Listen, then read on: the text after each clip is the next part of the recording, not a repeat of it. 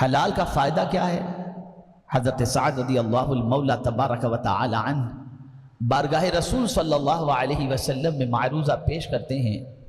یا رسول اللہ صلی اللہ تعالی علیہ وسلم، میرے لیے دعا فرمائیں کہ اللہ مجھے مستجاب الدعوات کر دے، جو بھی دعا کروں میرا مولا میری دعا قبول فرما لے۔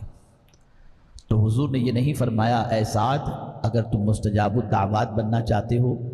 تو نوافل کی کثرت کرو، تلاوت کی کثرت کرو، زیادہ روزے رکھو۔ ایک ہی چیز فرمائی،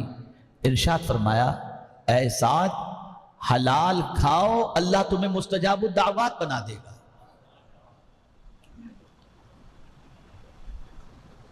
یہاں سے یہ بات سمجھ میں آئی کہ ہم کہیں بھی جا کر اپنی دعا کرتے ہیں وہ دعا قبول نہیں ہوتی، اس میں کہیں نہ کہیں حرام غذا کا بھی اثر ضرور ہوگا۔ اب حرام کھا لیتے ہیں، موج مستی کر لیتے ہیں، تو فرمایا گیا کہ حرام کمائی سے جو گوشت تیار ہوتا ہے اس گوشت کا سب سے زیادہ حقدار اگر کوئی ہے تو جہنم کی آگ ہے، اور جس کے حلق کے نیچے حرام کا ایک لقمہ بھی اتر جائے 40 روز کی عبادت کا ثواب اس کا ختم ہو جاتا ہے۔ مسلمانوں کہاں جا رہے ہیں؟ کس طرف آج مسلمانوں کا قدم بڑھ رہا ہے؟ ایک آخری بات حلال نہ کھانے کے حوالے سے بتاؤں، غور سے سنیے گا تاکہ آپ محسوس کر سکیں۔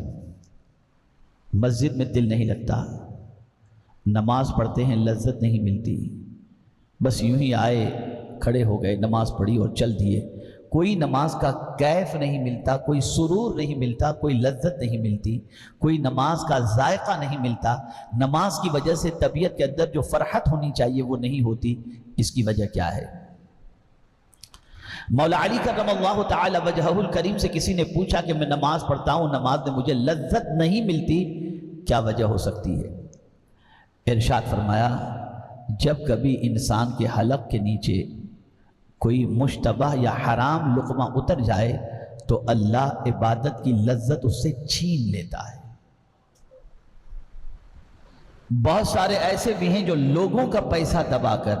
حرام کمائی کر کے خوب عمرے کرتے ہیں، احرام خریدتے ہیں، پارٹیاں کرتے ہیں، ساری چیزیں کرتے ہیں، انہیں بھی یہ مسئلہ ذہن میں رکھنا چاہیے۔ فرمایا گیا اگر کسی کے پاس 99 روپے حرام کے ہیں اور 1 روپیہ حلال کا ہے، 99 روپے حرام کے ہیں اور 1 روپیہ حلال کا ہے، اور اس 100 روپے سے اس نے احرام خریدا اور گیا طواف کعبہ کے لیے، نہ اس کا حج قبول ہوگا نہ اس کا طواف قبول ہوگا۔ اب آئیے سود کے بارے میں، انٹرسٹ کے بارے میں اور حرام کے بارے میں تھوڑا سا سمجھ لیں۔ وہ لوگ جو سود کا کاروبار کرتے ہیں مجبوروں بے کسوں کا خون چوستے ہیں اور ان کا استحصال کرتے ہیں، آئیے ذرا ان کے بارے میں قرآن کیا کہتا ہے، ذرا غور سے سنیے۔ اللہ فرماتا ہے یا ایھا الذین آمنوا اتقوا اللہ وذروا ما بقی من الربا ان کنتم مؤمنین، اے ایمان والو اللہ سے ڈرو اور چھوڑ دو۔ قرآن میں کئی مقامات پر چھوڑنے کا حکم آیا،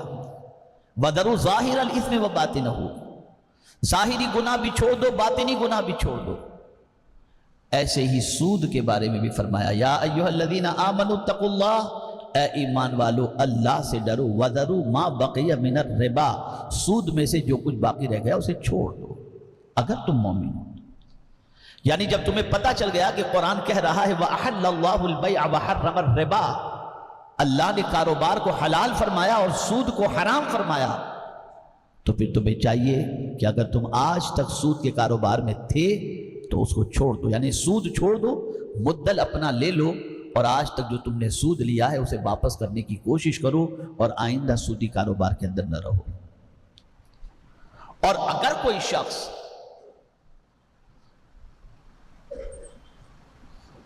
اتنا سننے کے بعد کہ اگر کوئی سود کا کاروبار کرتا ہے، سودی لین دین کرتا ہے،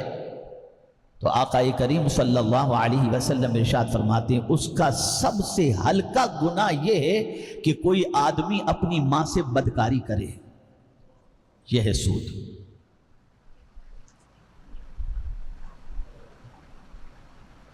اب جو آیت سود کے سلسلے میں پیش کرنے جا رہا ہوں، اسے سننے کے بعد جس کسی کے دل میں ایمان رائے کے دانے کے برابر بھی ہوگا، وہ انشاءاللہ العظیم، میں یہ نہیں کہتا کہ یہاں کوئی سود کا کاروبار کرنے والا موجود ہوگا، لیکن میری آواز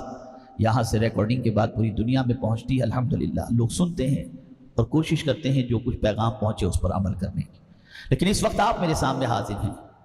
مجھے نہیں لگتا کہ آپ میں سے کوئی اس کے اندر انوالو ہوا ہوگا، لیکن لاشعوری طور پر بھی اگر کوئی انوالو ہے تو میں کہوں گا سن لو،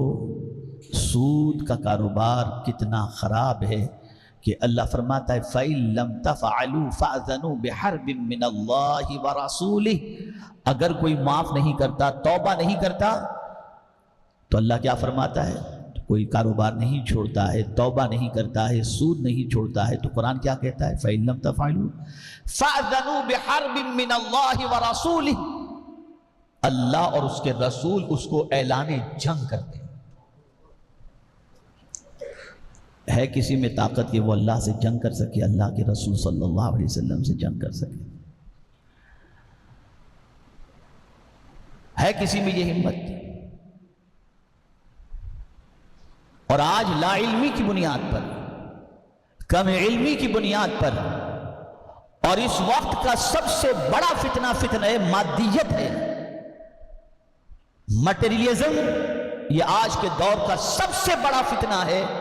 کہ آدمی اس میں اتنا گرفتار ہو گیا کہ بس اسے دنیا چکا چوند چاہیے، کپڑوں سے لے کر گاڑی، گاڑی سے لے کر کے ہر چیز اسے لگژری چاہیے، اور اسی میں وہ اپنی عزت سمجھتا ہے، چاہے وہ چیز حاصل کرنے کے لیے اسے 1000 غلط کام کرنے پڑے، وہ کرنے کے لیے تیار ہے۔ میرے پیارے آقا صلی اللہ تعالی علیہ وسلم کے پیارے دیوانوں، آپ ذرا سوچیں، جہاں تک مجھے اطلاع ملی ہے، بلکہ میں آپ کو بتاؤں کہ ایک خاتون بیچاری خود میرے پاس آئی اور اس کے ڈوبے ہوئے پیسوں کا تذکرہ کرتے ہوئے مجھ سے کہنے لگی کہ حضرت میرے لیے دعا کریں کہ اللہ میری غلطی کو معاف فرما دے۔ میں نے کہا کیا ہوا، کون سی کیا مسئلہ ہے؟ تو انہوں نے کہا کہ میں نے میری کوئی آمدنی کا ذریعہ نہیں تھا، گھر چلانا تھا، یہ تھا وہ تھا، تو میں نے فلاں بیپاری کو اتنے پیسے میں نے دیے اور اس سے اتنے پیسے لیا کرتی تھی اور یہ کام کرتی تھی، اب وہ پیسے ڈوب رہے ہیں، اور تو میرے لیے دعا کریں کہ اللہ میری آج تک کی یہ سودی لین دین کی غلطی کو معاف فرما دے، آئندہ کے لیے میں توبہ کرتی ہوں۔ برحال جو کچھ بھی اس نے کہنا تھا وہ اپنے حساب سے بیچاری کہی۔ بعد میں مجھے پتا چلا کہ ایک بہت بڑا طبقہ اس کام کے اندر لگا ہوا ہے، خواتین بھی خوب لگی ہوئی۔ کہاں جا رہی ہے ہماری قوم؟ اور پھر کمال کی بات یہ ہے کہ وہ روزے بھی رکھتی ہیں، نماز بھی پڑھتی ہیں اور پڑھتے ہیں اور عمرہ بھی کرتے ہیں اور بظاہر کچھ خیرات و صدقات بھی دیتے ہیں، لیکن کاروبار۔ مجھے حیرت ہو رہی ہے کہ مسلمانوں کے اندر یہ بلا بڑی تیزی سے عام ہو رہی ہے، اور ہمارے وہ بچے جو شوق کی خاطر اپنے ماں باپ کے پیسوں کو چوری کر کے یا نہ جانے کس طریقے سے پیسے حاصل کر کے اس حرام کام کے اندر گرفتار ہیں۔ اے رسول اعظم صلی اللہ تعالی علیہ وسلم کے دیوانوں، آج تک اگر کسی نے سودی کاروبار کیا ہے، انٹریسٹ اور جو ہے وہ بیاج کے اندر گرفتار رہا ہے، تو اسے چاہیے کہ سچی توبہ کر لے۔ اللہ رب العزت قادر مطلق ہے اور وہ توبہ کرنے والے بندے سے محبت فرماتا ہے۔ ایک واقعہ عرض کروں گا، اس واقعے کے ذریعے آپ تھوڑے سے موٹیویٹ ہوں گے، اور انشاءاللہ العظیم اگر کوئی یہ کام کے اندر ملوث ہے تو آج کے بعد وہ اس کام سے توبہ کر لے گا۔ میں آپ کو بتاؤں، تاریخ کے اندر عظیم مشائخ میں، بزرگوں میں ایک اللہ کے ولی گزرے ہیں جن کا نام حبیب عجمی تھا، حبیب عجمی ہے۔ حضرت حبیب عجمی رضی اللہ المولا تبارک و تعالی عنہ توبہ کرنے سے پہلے انٹریسٹ کا کاروبار کرتے تھے، اور ان کی عادت تھی جس کسی کو انٹریسٹ کے ساتھ پیسہ دیتے اور جب مانگنے انٹریسٹ جاتے تو خالی ہاتھ کبھی نہیں آتے تھے، یہ ان کے معمول میں تھا۔ ایک مرتبہ ایک صاحب جن کو آپ نے انٹریسٹ پر پیسہ دیا تھا گئے مانگنے کے لیے انٹریسٹ، گھر میں وہ نہیں تھے، ان کی بیوی تھی۔ ان کی بیوی نے کہا میرے شوہر گھر پر نہیں ہے، تو حبیب اعجمی نے کہا کچھ ہو تو دے دو، تم کو معلوم ہے کہ میں کسی گھر سے خالی ہاتھ نہیں جاتا، مجھے سود تو چاہیے ہی چاہیے۔ وہ بیچاری عورت گھر میں جو تھوڑا سا گوشت تھا اٹھا کر کے دے دی اور کہتی ہے کہ یہ لے جائیے، یہی میرے گھر میں موجود ہے۔ حبیب اعجمی نے لیا، لے کر گھر پہنچے، بیوی سے کہا گوشت بناؤ۔ بیوی نے جب گوشت بنایا تو وہ گوشت خون میں بدل گیا، وہ گوشت خون میں بدل گیا۔ بیوی نے کہا میں نے آپ کو کئی مرتبہ سمجھایا ہے کہ آپ یہ سودی کاروبار بند کر دیجئے، دیکھیے یہ گوشت خون میں تبدیل ہو گیا۔ دل پہ ضرب لگی، وقت ہوتا ہے توبہ کا، دل پہ ضرب لگی اور کہا اب میں توبہ کرتا ہوں، اب نہیں کروں گا۔ لیکن سچی توبہ کرنے کے لیے وہ نکلے، کن کے پاس؟ حضرت حسن بصری علیہ الرحمہ کے پاس، جو تابعی اور جنہوں نے پرورش پائی مولا علی کی گود میں، اس حضرت حسن بصری علیہ الرحمہ کے پاس